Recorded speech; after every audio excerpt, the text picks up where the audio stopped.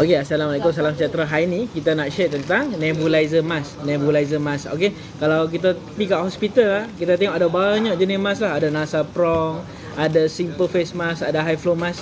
Tiba-tiba ada satu nebulizer mask. Nebulizer mask ni macam mana nak kenal? Kalau tak ada dekat tulisan ni, kita boleh tengok dekat sini dia ada satu chamber extra. Chamber ni yang boleh simpan air. Kalau perasan lah, chamber tubing dengan mask. Chamber tubing dengan mask. Okey.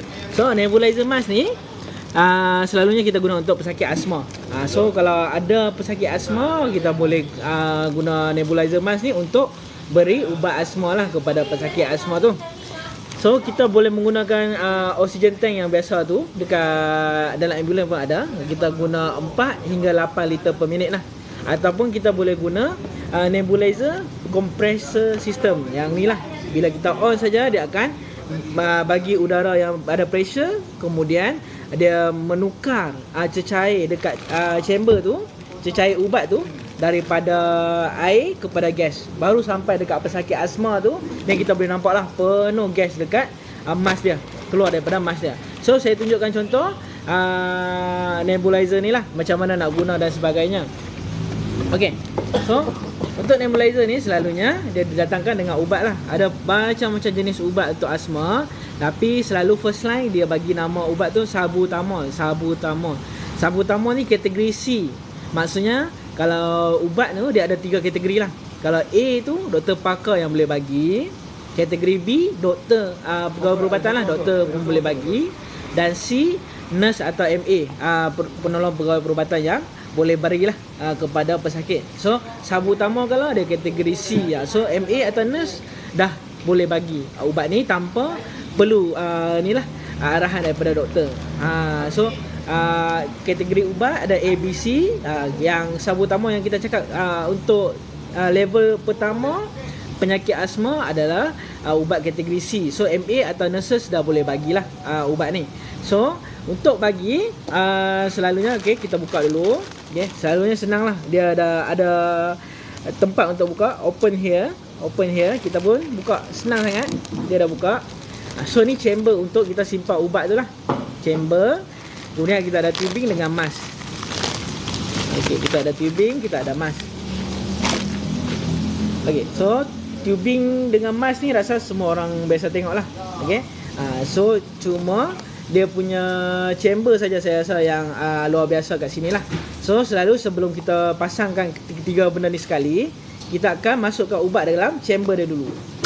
So pastikan sebelum kita masuk ubat, kita kena pastikan pesakit tak pernah ada alergik salbutamol sebelum ni. Yang tu yang paling penting lah. Sebab kalau ada alergik salbutamol, kita tak boleh guna ubat salbutamol untuk bagi dekat pesakit. So bila ada confirm pesakit tak ada alergik, pesakit memang kalau asma saja dia akan ambil salbutamol. So kita pun koyak, pecahkan ubat ni, kemudian kita masukkan dalam chamber dia. So yang ni akan ada 1 ml lah. Dia ada yang dah bancur siap lah. Macam ni nampak macam 3 ml lah, banyak lah. So cecair dekat bawah. Kemudian kita masukkan tubing. Kemudian kita masukkan mask dekat atas.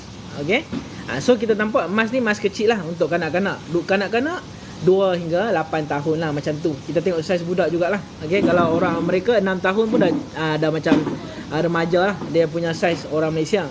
So untuk bawah 2 tahun kita tak pakai apa-apa ubat. Untuk bawah 2 tahun kita pakai normal saline sajalah. So kita masukkan tubing ni dekat kompresor dia. Dekat kompresor dia ni. Tubing masuk dekat sini. Kemudian kita on off. Senang. Kompresor ni senang lah. Dia boleh on off saja, senang. So bila kita masukkan tubing, kita on. Bila on saja, so kita akan dapat asap lah keluar.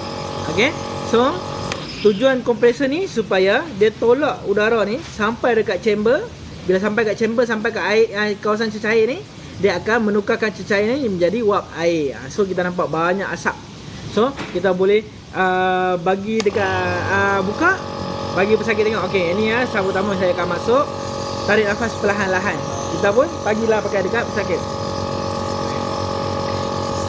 So pesakit akan perlahan-lahan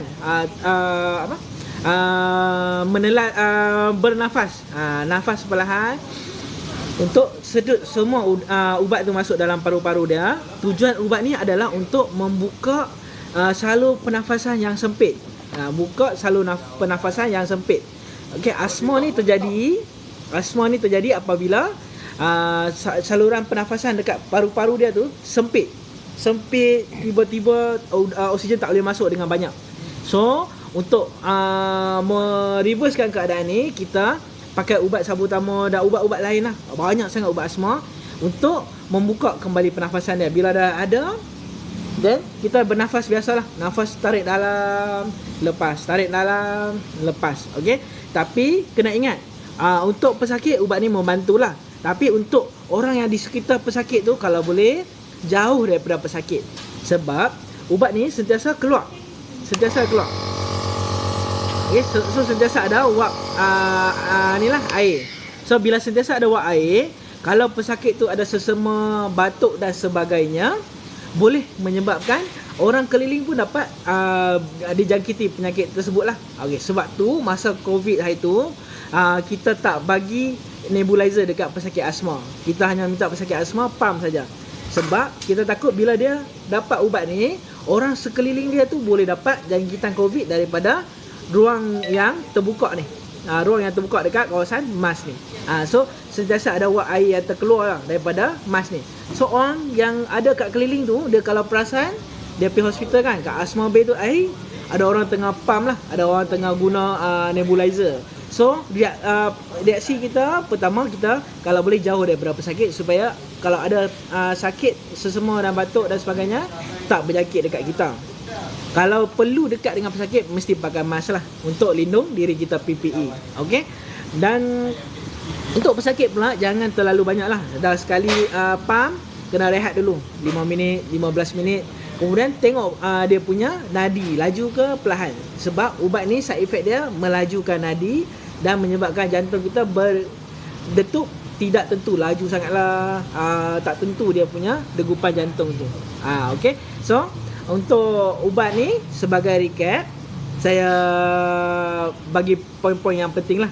So nama mask ni adalah nebulizer mask. So kalau nampak ada cat chamber kat tengah ni, pastikan kita perlu ambil atau tak perlu ambil mask ni. Okay? Sebab yang ni bukan high flow mask, bukan simple face mask, bukan nasal prong. Okay? Dia adalah untuk kegunaan pesakit asma. So kalau lah kita bukan daripada geng-geng kategori A, B, C tadi, kita tak perlu mengambil mask ni lah untuk simpan.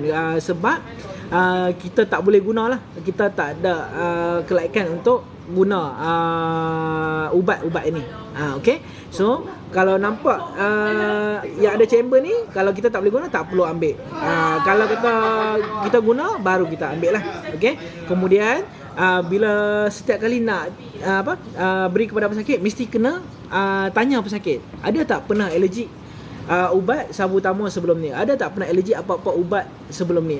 So kalau dia senaraikan ada ubat asma tu, kena hati-hatilah.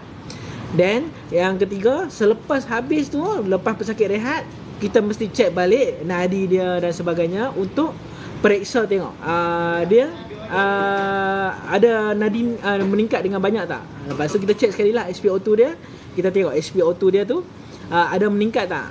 Tadi kalau nafas cungap-cungap kan, mungkin SpO2 dia drop banyak lah. Lepas ubat ni ada berkesan tak dan sebagainya lah.